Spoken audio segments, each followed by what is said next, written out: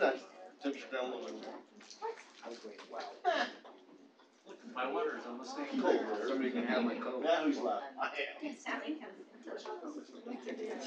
I don't need ice, look at this. Of course you don't need ice, it's colder than my freezer. This is running out of cameras.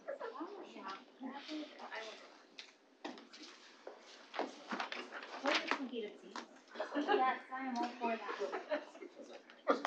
We just have our own personal It's not a bad right business here, idea. like, we built a little space heaters in there. Alright, you send me a good bunch of a cup of hot coffee. We will go ahead and go back into our work meeting. We will, I'm pretty sure the CDs say it should always be at Blake? 72. excuse our, we will excuse Councilwoman Martin. She had to step out. But we'll go ahead and item 3.4, boundary adjustment to the Riverton border. She stepped out, I don't know. We have the screen on. So, this is a piece of property. When Mountain View Corridor was built, there were a number of remnant parcels along Mountain View. And this one happens to be one of the remnant parcels. Can you advance that up one, Alan? Okay.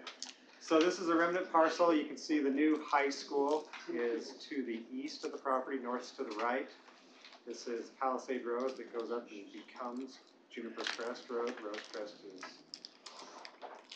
perpendicular to that. And so this little triangle piece here, this is all Riverton City. There's a road that separates it from Herriman residents. Riverton actually has a plan put together for this property to become a park. Is this their little park right there? On the They have a park that's just to the north. It's a strip park. They've been wanting to do this for quite a while.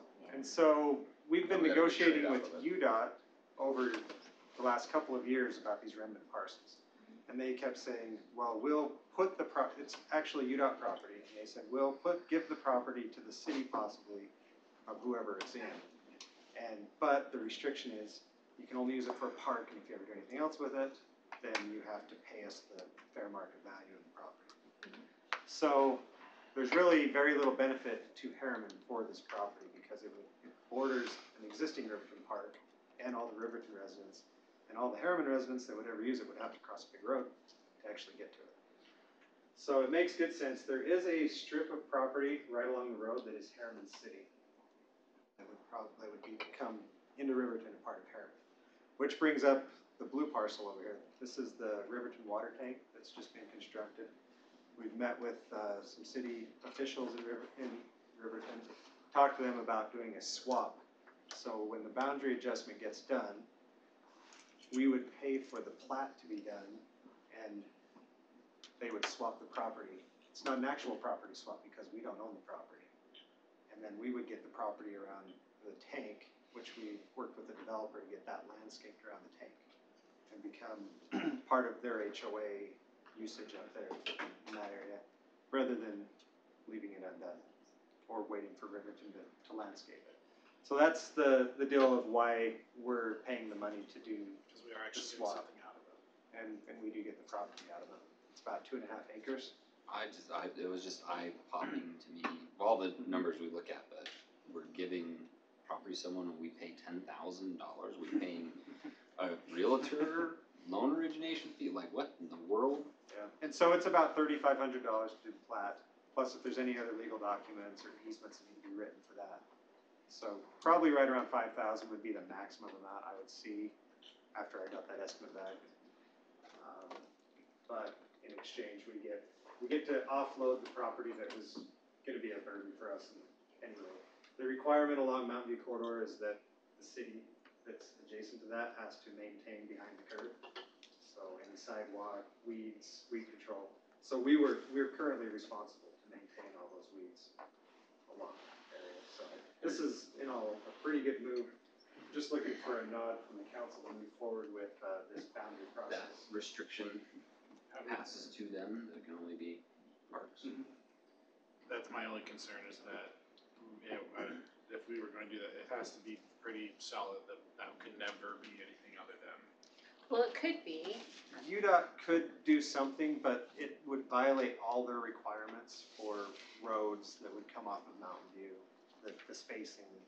So it's up to Riverton to obtain the property. So basically, we actually get real property, they get nothing, it's in their court to obtain this. Now, we've met with UDOT, they're amenable to giving it to them with a deed restriction that it's always a park, and if they ever need to expand the Mountain View, they just get to take it back from Riverton at any point to build the Mountain View. Did you just say the deed restriction is it always has to be a park, and if they make it something else, they have to purchase the property? They can do it, they just have to pay Fair for it. market, yeah, they'd have to get appraised. So they can do it, but they'd have to. I'm okay with pay that, money. If you look at as long as it works the way you described, Yeah. that agreement's between you. The shape of this property, the slope, it's Doesn't not make sense. very conducive to any.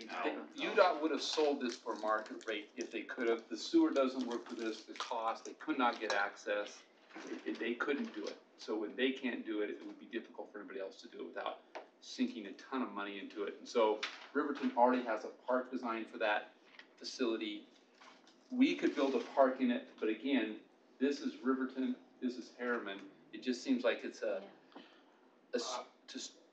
something we would not use, our residents wouldn't utilize a lot. We'll use it just as much when it's a Riverton Park as a.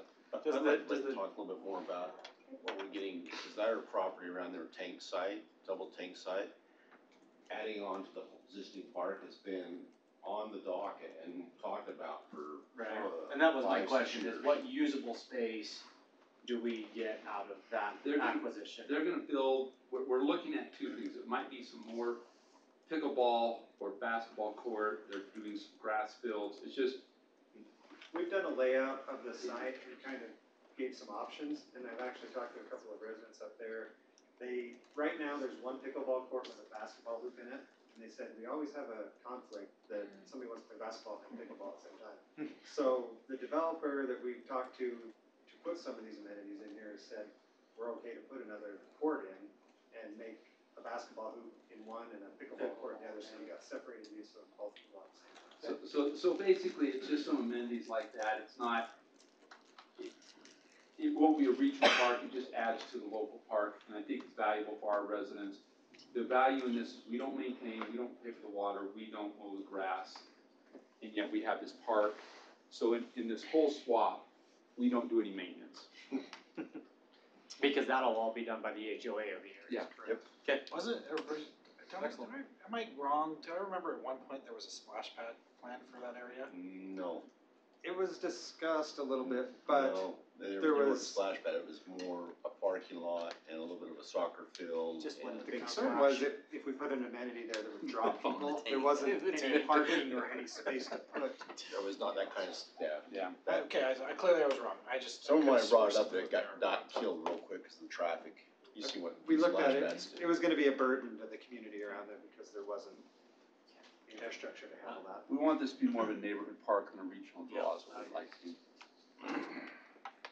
And again, we're not paying for the improvements, So one, we're not paying for the design, it's all coming, and we think it's a good.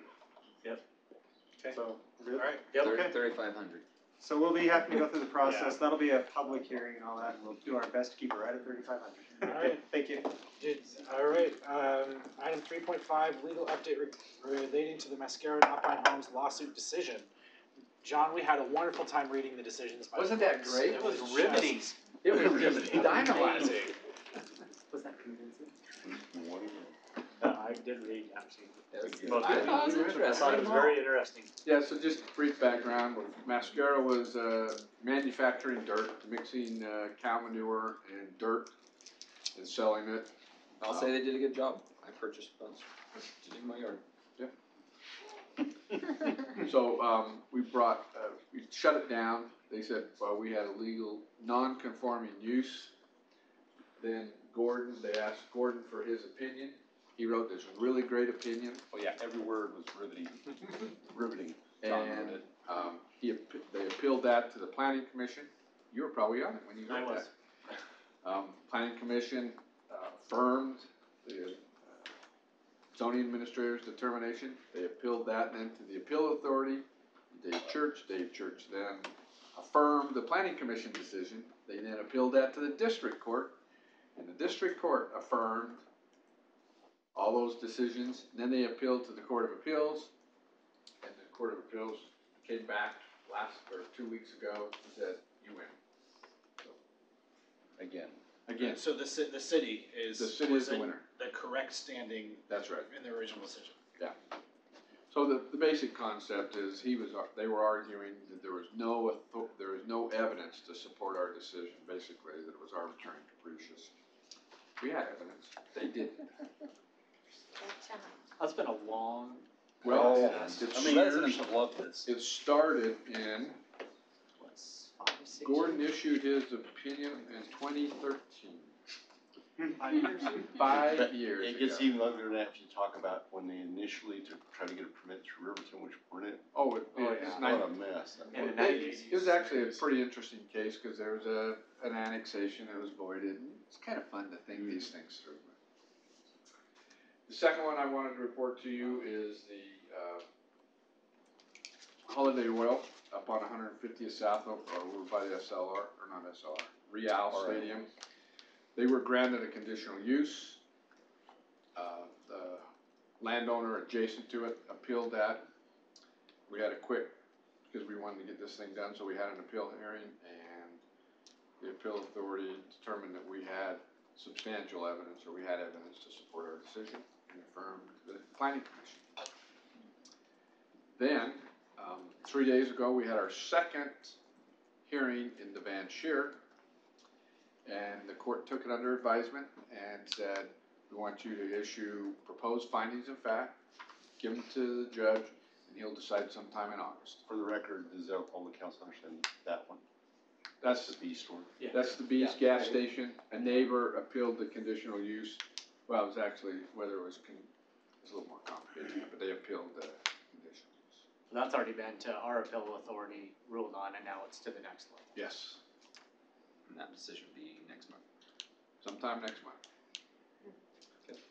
I'm just curious, does at the end of all of those hearings, because obviously it's held up the project Mhm. for some time, at the end of all of that, is there ever an opportunity or any argument for someone to say if they end up coming out as the victor in that, can they actually go back and try and reclaim damages for the holdup of them not actually being able I've to? never seen that.